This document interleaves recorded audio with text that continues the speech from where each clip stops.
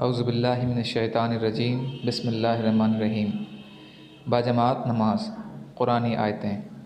اللہ تعالیٰ کا ارشاد ہے، اور نماز قائم کرو اور زکوٰۃ دو اور رکوع کرنے والوں کے ساتھ رکوع کرو، یعنی جماعت کے ساتھ نماز پڑھو۔ سورہ بقرہ آیت نمبر 43۔ نبی صلی اللہ علیہ وسلم کی حدیثیں۔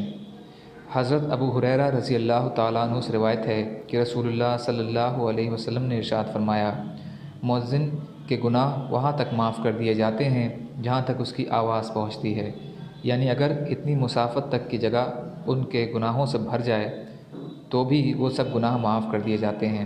جاندار و بے جان جو مؤذن کی آواز سنتے ہیں وہ سب قیامت کے دن اس کے لیے گواہی دیں گے۔ مؤذن کی آواز پر نماز میں آنے والوں کے لیے 25 نمازوں کا ثواب لکھ دیا جاتا ہے، اور ایک نماز سے پچھلی نماز تک کے درمیانی وقتوں کے گناہ معاف کر دیے جاتے ہیں۔ ابو داؤد۔ فائدہ: بعض علماء کے نزدیک 25 نمازوں کا ثواب مؤذن کے لیے ہے اور اس کی ایک اذان سے پچھلی اذان تک کے درمیانی گناہوں کی معافی ہو جاتی ہے۔ بذل المجہود۔ حضرت عبداللہ بن عمر رضی اللہ تعالیٰ عنہ سے روایت ہے کہ رسول اللہ صلی اللہ علیہ وسلم نے ارشاد فرمایا، مؤذن کی آواز جہاں جہاں تک پہنچتی ہے وہاں تک اس کی مغفرت کر دی جاتی ہے۔ ہر جاندار اور بے جان جو اس کی اذان کو سنتے ہیں اس کے لیے مغفرت کی دعا کرتے ہیں۔ ایک روایت میں ہے کہ ہر جاندار اور بے جان اس کی اذان کا جواب دیتے ہیں۔ مسند احمد، طبرانی، بزار، مجمع الزوائد۔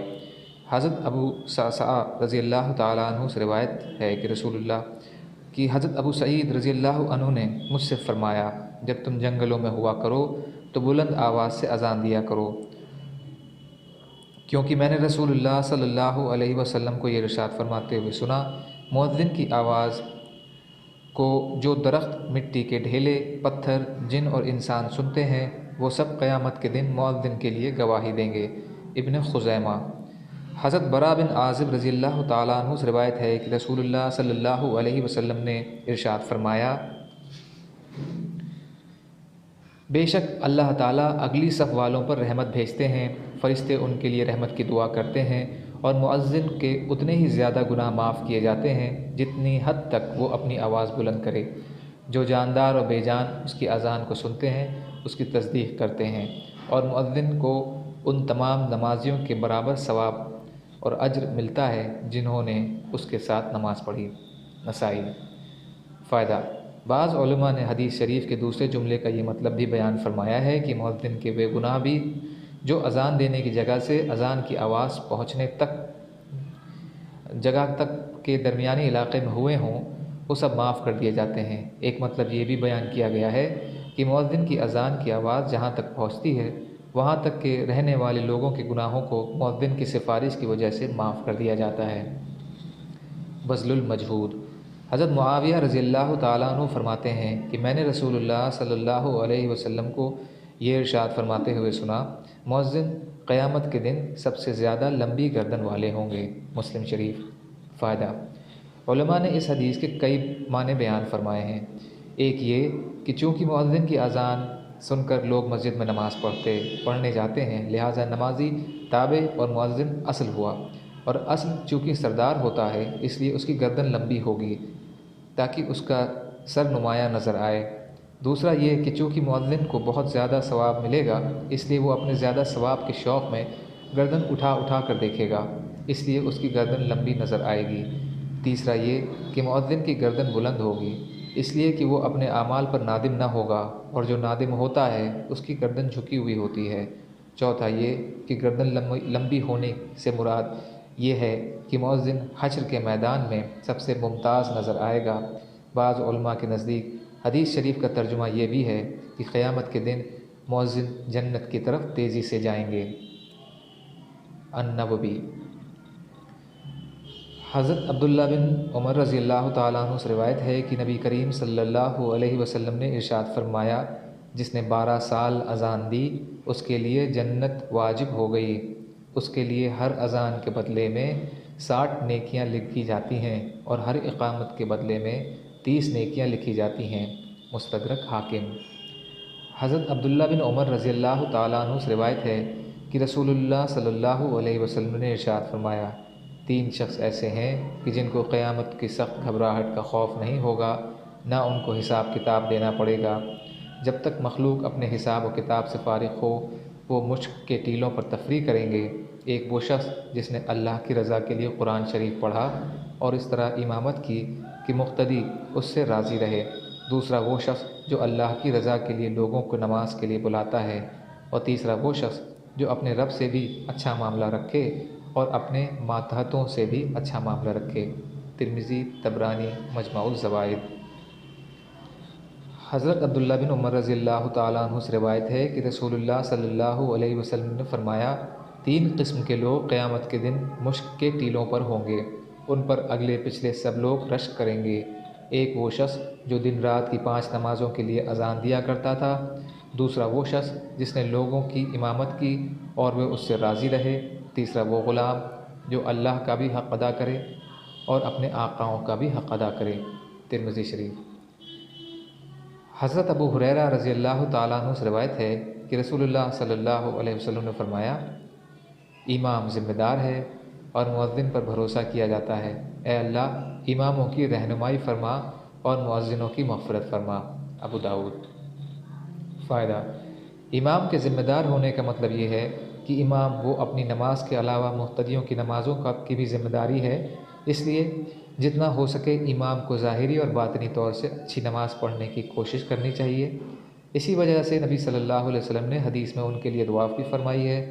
مؤذن پر بھروسہ کیے جانے کا مطلب یہ ہے کہ لوگوں نے نماز روزے کے اوقات کے بارے میں اس پر اعتماد کیا ہے، لہٰذا مؤذن کو چاہیے کہ وہ صحیح وقت پر اذان دے، اور چونکہ مؤذن کے بعض مرتبہ اذان کے اوقات میں غلطی ہو جاتی ہے، اس لیے نبی صلی اللہ علیہ وسلم نے مغفرت کی دعا کی ہے۔ بذل المجہود۔ حضرت جابر رضی اللہ تعالیٰ عنہ فرماتے ہیں کہ میں نے رسول اللہ صلی اللہ علیہ وسلم سے کو ارشاد فرماتے ہوئے سنا، شیطان جب نماز کے لیے اذان سنتا ہے تو مقام روحہ تک دور چلا جاتا ہے۔ حضرت سلیمان رحمۃ اللہ علیہ کہتے ہیں کہ میں نے جابر رضی اللہ عنہ سے پوچھا، مقام روحہ کے بارے میں پوچھا، تو انہوں نے فرمایا کہ یہ مدینہ سے 36 میل کی دوری پر ہے۔ حضرت ابو ہریرہ رضی اللہ تعالیٰ عنہ روایت کرتے ہیں کہ نبی صلی اللہ علیہ وسلم نے فرمایا، جب نماز کے لیے اذان دی جاتی ہے تو شیطان اونچی آواز میں ہوا خارج کرتا ہوا پیٹ پھیر کر بھاگ جاتا ہے تاکہ اذان نہ سنے۔ پھر جب اذان ختم ہو جاتی ہے تو واپس آ جاتا ہے، جب اقامت کہی جاتی ہے تو پھر بھاگ جاتا ہے، اور اقامت پوری ہونے کے بعد پھر واپس آ جاتا ہے تاکہ نمازی کے دل میں وسوسے ڈالے۔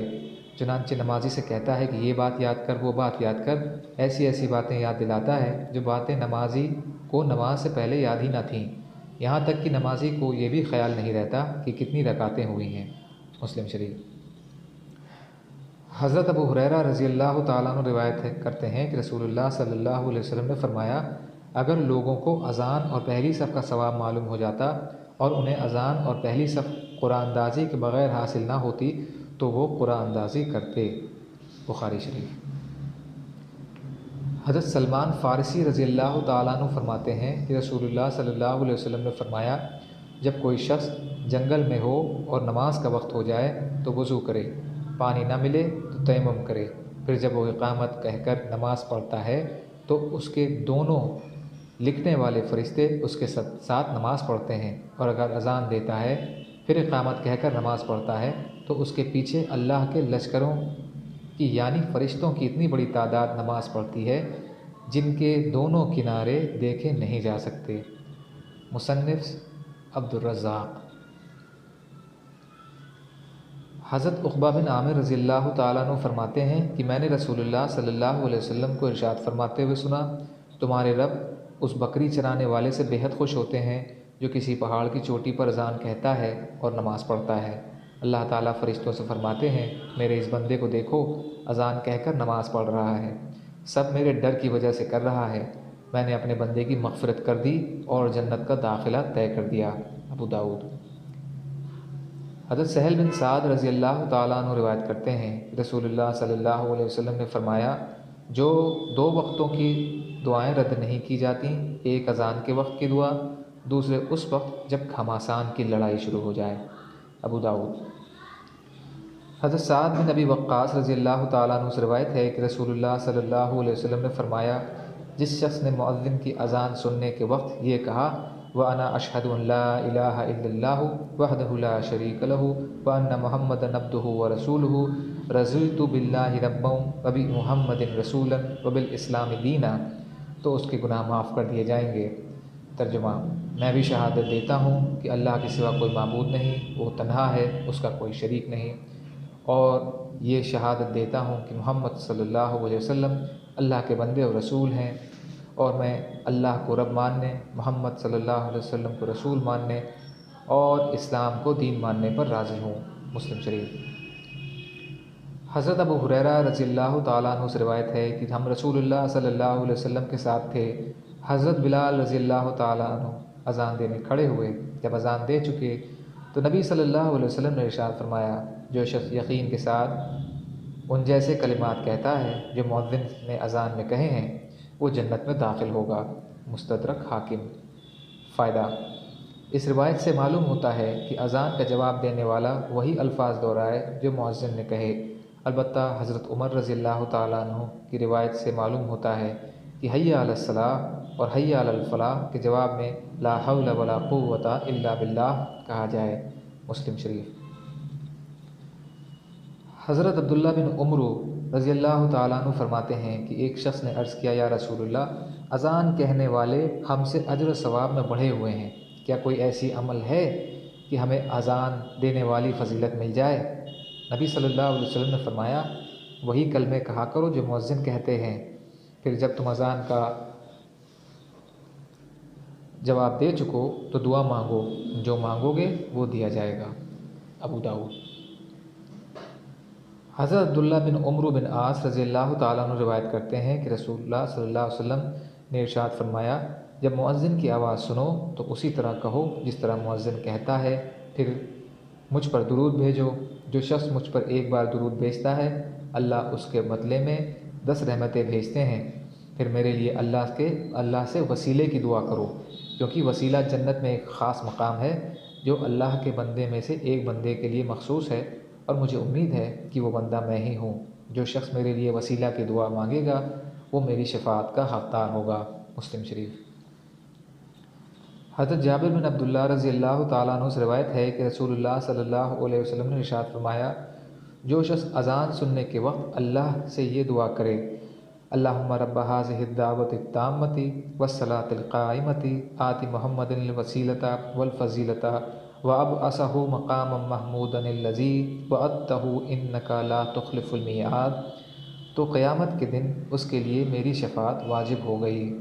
اس کا ترجمہ ہے، اے اللہ، اس پوری دعوت اور اذان کے بعد ادا کی جانے والی نماز کے رب محمد صلی اللہ علیہ وسلم کو وسیلہ عطا فرما دیجیے اور فضیلت عطا فرما دیجیے، اور ان کو اس مقام محمود پر پہنچا دیجیے جس کا آپ نے ان سے وعدہ فرمایا ہے، بے شک آپ وعدہ خلافی نہیں کرتے۔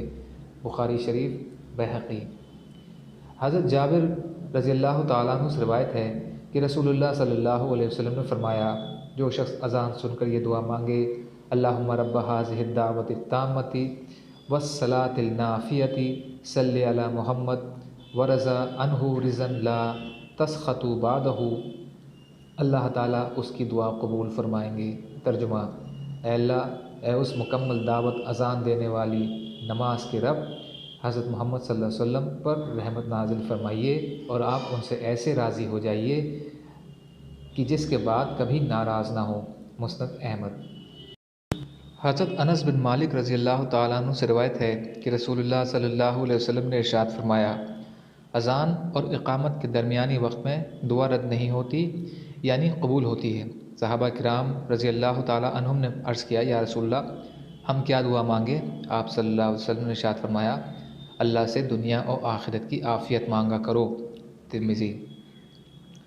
حضرت جابر رضی اللہ تعالیٰ عنہ سے روایت ہے کہ رسول اللہ صلی اللہ علیہ وسلم نے ارشاد فرمایا، جب نماز کے لیے اقامت کہی جاتی ہے تو آسمان کے دروازے کھول دیے جاتے ہیں اور دعا قبول کی جاتی ہے۔ مسند احمد۔ حضرت ابو ہریرہ رضی اللہ تعالیٰ عنہ فرماتے ہیں کہ جو شخص اچھی طرح وضو کرتا ہے، پھر نماز ہی کے ارادے سے مسجد کی طرف جاتا ہے، تو جب تک وہ اس ارادے پر قائم رہتا ہے اسے نماز کا ثواب ملتا رہتا ہے۔ اس کے ایک قدم پر ایک نیکی لکھ دی جاتی ہے، دوسرے قدم پر اس کی ایک برائی مٹا دی جاتی ہے۔ جب تم میں کوئی اقامت سنے تو دوڑ کر نہ چلے۔ تم میں سے جس کا گھر مسجد سے جتنا زیادہ دور ہوگا اتنا ہی اس کا ثواب زیادہ ہوگا۔ حضرت ابو ہریرہ رضی اللہ تعالیٰ عنہ کے شاگردوں نے یہ سن کر پوچھا کہ ابو ہریرہ، گھر دور ہونے کی وجہ سے ثواب زیادہ کیوں ہوگا؟ فرمایا، اس لیے کہ قدم زیادہ ہوں گے۔ حضرت ابو ہریرہ رضی اللہ تعالیٰ عنہ سے روایت ہے کہ رسول اللہ صلی اللہ علیہ وسلم نے ارشاد فرمایا، جب تم میں سے کوئی شخص اپنے گھر سے وضو کر کے مسجد آتا ہے تو گھر واپس آنے تک اسے نماز کا ثواب ملتا رہتا ہے۔ اس کے بعد رسول اللہ صلی اللہ علیہ وسلم نے اپنے ہاتھوں کی انگلیوں ایک دوسرے میں داخل کیں اور ارشاد فرمایا، اسے ایسے نہیں کرنا چاہیے۔ مستدرک حاکم۔ اس سے پہلے کی حدیث موطا امام مالک کی ہے۔ فائدہ: مطلب یہ ہے کہ جیسے نماز کی حالت میں دونوں ہاتھوں کی انگلیاں ایک دوسرے میں ڈالنا درست نہیں ہے اور بے وجہ ایسا کرنا پسندیدہ عمل نہیں، اسی طرح جو گھر سے وضو کر کے نماز کے ارادے سے مسجد آئے اس کے لیے یہ بھی مناسب نہیں ہے، کیونکہ نماز کا ثواب حاصل کرنے کی وجہ سے وہ شخص بھی گویا نماز کے حکم میں ہوتا ہے، جیسا کہ دیگر روایتوں میں اس کی وضاحت ہے۔ حضرت سعید بن مسیب رضی اللہ رحمۃ اللہ علیہ ایک انصاری صحابی رضی اللہ تعالیٰ عنہ سے روایت کرتے ہیں کہ انہوں نے فرمایا، میں نے رسول اللہ صلی اللہ علیہ وسلم کو ارشاد فرماتے ہوئے سنا، جب تم میں سے کوئی شخص اچھی طرح وضو کر کے نماز کے لیے نکلتا ہے تو ہر دائیں قدم کے اٹھانے پر اللہ اس کے لیے ایک نیکی لکھ دیتے ہیں، ہر بائیں قدم کے رکھنے پر اس کا ایک گناہ معاف کر دیتے ہیں۔ اب اسے اختیار ہے کہ چھوٹے چھوٹے قدم رکھے یا لمبے لمبے قدم رکھے۔ اگر یہ شخص مسجد آ کر جماعت کے ساتھ نماز پڑھ لیتا ہے تو اس کی مغفرت کر دی جاتی ہے۔ اگر مسجد آ کر دیکھتا ہے کہ جماعت ہو رہی ہے اور لوگ نماز کا کچھ حصہ پڑھ چکے ہیں اور کچھ باقی ہے تو اسے جتنا نماز مل جاتی ہے اسے جماعت کے ساتھ پڑھ لیتا ہے اور باقی نماز خود مکمل کر لیتا ہے تو اس پر بھی مغفرت کر دی جاتی ہے۔ اور اگر وہ شخص مسجد آ کر دیکھتا ہے کہ لوگ نماز پڑھ چکے ہیں اور یہ اپنی نماز پڑھ لیتا ہے تو اس پر بھی مغفرت کر دی جاتی ہے۔ ابو داؤد۔ حضرت ابو امامہ رضی اللہ تعالیٰ عنہ سے روایت ہے کہ رسول اللہ صلی اللہ علیہ وسلم نے ارشاد فرمایا، جو شخص اپنے گھر سے اچھی طرح وضو کر کے فرض نماز کے ارادے سے نکلتا ہے اسے احرام باندھ کر حج پر جانے والے کی طرح ثواب ملتا ہے، اور جو شخص صرف چاشت کی نماز پڑھنے کے لیے مشقت اٹھا کر اپنی جگہ سے نکلتا ہے اسے عمرہ کرنے والے کی طرح ثواب ملتا ہے۔ ایک نماز کے بعد دوسری نماز اس طرح پڑھنا کہ درمیان میں کوئی فضول کام اور بے فائدہ بات نہ ہو، یہ عمل اونچے درجے میں لکھا جاتا ہے۔ ابو داؤد۔ حضرت ابو ہریرہ رضی اللہ تعالیٰ عنہ سے روایت ہے کہ رسول اللہ صلی اللہ علیہ وسلم نے ارشاد فرمایا، تم میں سے جو شخص اچھی طرح وضو کرتا ہے اور وضو کو کمال درجے تک پہنچا دیتا ہے پھر صرف نماز ہی کے ارادے سے مسجد میں آتا ہے تو اللہ تعالیٰ اس بندے سے ایسے خوش ہوتے ہیں جیسے کسی دور گئے رشتہ دار کے اچانک آنے سے اس کے گھر والے خوش ہو جاتے ہیں۔ ابن خزیمہ۔ حضرت سلمان رضی اللہ تعالیٰ عنہ سے روایت ہے کہ نبی صلی اللہ علیہ وسلم نے فرمایا، جو شخص اپنے گھر میں اچھی طرح وضو کر کے مسجد آتا ہے وہ اللہ کا مہمان ہے اور اللہ اس کے میزبان ہیں، اور میزبان کے ذمہ یہ ہے کہ مہمان کا اکرام کرے۔ طبرانی مجمع الزوائد۔ حضرت جابر بن عبداللہ رضی اللہ عنہ فرماتے ہیں کہ مسجد نبوی کے ارد گرد کچھ زمین خالی پڑی تھی۔ بنو سلمہ جو مدینہ منورہ میں ایک قبیلہ تھا، ان کے مکان مسجد سے دور تھے۔ انہوں نے ارادہ کیا کہ مسجد کے قریب ہی کہیں منتقل ہو جائیں۔ یہ بات نبی صلی اللہ علیہ وسلم تک پہنچی تو نبی اکرم صلی اللہ علیہ وسلم نے ان سے فرمایا کہ مجھے خبر ملی ہے کہ تم لوگ مسجد کے قریب منتقل ہونا چاہتے ہو۔ انہوں نے عرض کیا، یا رسول اللہ، بے شک ہم یہی چاہ رہے ہیں۔ آپ صلی اللہ علیہ وسلم نے فرمایا، بنو سلمہ وہیں رہو، تمہارے مسجد تک آنے کے سب قدم لکھے جاتے ہیں، وہیں رہو، تمہارے مسجد تک آنے کے سب قدم لکھے جاتے ہیں۔ مسلم شریف۔ حضرت ابو ہریرہ رضی اللہ تعالیٰ عنہ سے روایت ہے کہ نبی اکرم صلی اللہ علیہ وسلم نے ارشاد فرمایا، جب تم میں سے کوئی شخص اپنے گھر سے میری مسجد کے لیے نکلتا ہے تو اس کے گھر واپس ہونے تک ہر قدم پر ایک نیکی لکھی جاتی ہے اور ہر دوسرے قدم پر ایک برائی مٹائی جاتی ہے۔ حضرت ابو ہریرہ ابن حبان۔ حضرت ابو ہریرہ رضی اللہ تعالیٰ عنہ روایت کرتے ہیں کہ رسول اللہ صلی اللہ علیہ وسلم نے فرمایا، ہر انسان کے ذمے ہے کہ ہر دن جس میں سورج نکلتا ہے اپنے بدن کے ہر جوڑ کی طرف سے اس کی سلامتی کے شکرانے میں ایک صدقہ ادا کرے۔ تمہارا دو آدمیوں کے درمیان انصاف کر دینا صدقہ ہے۔ کسی آدمی کو اس کی سواری پر بٹھانے یا اس کا سامان اٹھا کر اس پر رکھوانے میں اس کی مدد کرنا یہ بھی صدقہ ہے۔ اچھی بات کہنا بھی صدقہ ہے۔ ہر وہ قدم جو نماز کے لیے اٹھاؤ یہ صدقہ ہے، اور راستے سے تکلیف دہ چیزوں کو ہٹا دینا یہ بھی صدقہ ہے۔ مسلم شریف۔ حضرت ابو ہریرہ رضی اللہ تعالیٰ عنہ سے روایت ہے کہ رسول اللہ صلی اللہ علیہ وسلم نے فرمایا، قیامت کے دن اللہ ان لوگوں کو جو اندھیروں میں مسجدوں کی طرف جاتے ہیں چاروں طرف پھیلنے والے نور سے منور فرمائیں گے۔ طبرانی مجمع الزوائد۔ حضرت ابو ہریرہ رضی اللہ تعالیٰ عنہ سے روایت ہے کہ رسول اللہ صلی اللہ علیہ وسلم نے فرمایا، اندھیروں میں زیادہ سے زیادہ مسجدوں میں جانے والے لوگ اللہ کی رحمت میں غوطہ لگانے والے ہیں۔ ابن ماجہ ترغیب۔ حضرت بریدہ رضی اللہ تعالیٰ عنہ سے روایت ہے کہ نبی صلی اللہ علیہ وسلم نے فرمایا، جو لوگ اندھیروں میں زیادہ سے زیادہ مسجد کو جاتے رہتے ہیں ان کو قیامت کے دن پورے نور کی خوشخبری سنا دیجیے۔ ابو داؤد۔ حضرت ابو سعید خدری رضی اللہ تعالیٰ عنہ سے روایت ہے کہ رسول اللہ صلی اللہ علیہ وسلم نے فرمایا، کیا تمہیں ایسی چیز نہ بتاؤں جس کے ذریعے اللہ گناہوں کو معاف فرماتے ہیں اور نیکیوں میں اضافہ فرماتے ہیں؟ صحابہ نے عرض کیا، یا رسول اللہ ضرور ارشاد فرمائیے۔ آپ صلی اللہ علیہ وسلم نے فرمایا، طبیعت کی ناگواری کے باوجود، مثلا سردی کے موسم میں وغیرہ، اچھی طرح وضو کرنا، مسجد کی طرف کثرت سے قدم اٹھانا اور ایک نماز کے بعد دوسری نماز کے انتظار میں رہنا۔ جو شخص بھی اپنے گھر سے وضو کر کے مسجد میں آئے اور مسلمانوں کے ساتھ جماعت کے ساتھ نماز پڑھے، پھر اس کے بعد والی نماز کے انتظار میں بیٹھ جائے تو فرشتے اس کے لیے دعا کرتے رہتے ہیں کہ یا اللہ اس کی مغفرت فرما دیجئے، یا اللہ اس پر رحم فرما دیجئے۔ ابن حبان۔ حضرت ابو ہریرہ رضی اللہ تعالیٰ عنہ سے روایت ہے کہ رسول اللہ صلی اللہ علیہ وسلم نے ارشاد فرمایا، کیا میں تمہیں ایسے عمل نہ بتلاؤں جن کی وجہ سے اللہ گناہوں کو مٹاتے ہیں اور درجے بلند فرماتے ہیں؟ صحابہ رضی اللہ عنہم نے عرض کیا، یا رسول اللہ ضرور بتلائیے۔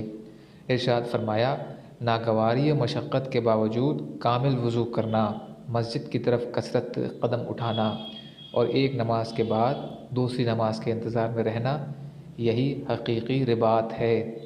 فائدہ۔ مسلم شریف۔ فائدہ۔ رباط، اس کے مشہور معنی اسلامی سرحد پر دشمن سے حفاظت کے لیے پڑاؤ ڈالنے کے ہیں، جو بڑا عظیم الشان عمل ہے۔ اس حدیث شریف میں نبی صلی اللہ علیہ وسلم نے ان اعمال کو رباط غالباً اس لحاظ سے فرمایا کہ جیسے سرحد پر پڑاؤ ڈال کر حفاظت کی جاتی ہے، اسی طرح ان اعمال کے ذریعے نفس اور شیطان کے حملے سے اپنی حفاظت کی جاتی ہے۔ مرقات۔ حضرت عقبہ بن عامر رضی اللہ تعالیٰ عنہ سے روایت ہے کہ رسول اللہ صلی اللہ علیہ وسلم نے ارشاد فرمایا، جب کوئی شخص اچھی طرح وضو کرتا ہے پھر مسجد آ کر نماز کے انتظار میں رہتا ہے تو اس کے اعمال لکھنے والے فرشتے ہر اس قدم کے بدلے میں جو اس نے مسجد کی طرف اٹھایا ہے 10 نیکیاں لکھتے ہیں، اور نماز کے انتظار میں بیٹھنے والا عبادت کرنے والے کی طرح ہے، اور گھر سے نکلنے کے وقت سے لے کر گھر واپس لوٹنے تک نماز پڑھنے والوں میں شمار کیا جاتا ہے۔ مسند احمد۔ سبحان اللہ و بحمدہ، سبحانک اللہم و بحمدک، اشہد ان لا الہ الا انت، استغفرک و اتوب الیک۔ سبحانک رب العزت عما یصفون وسلام علی المرسلین والحمد للہ رب العالمین برحمتک یا ارحم الراحمین۔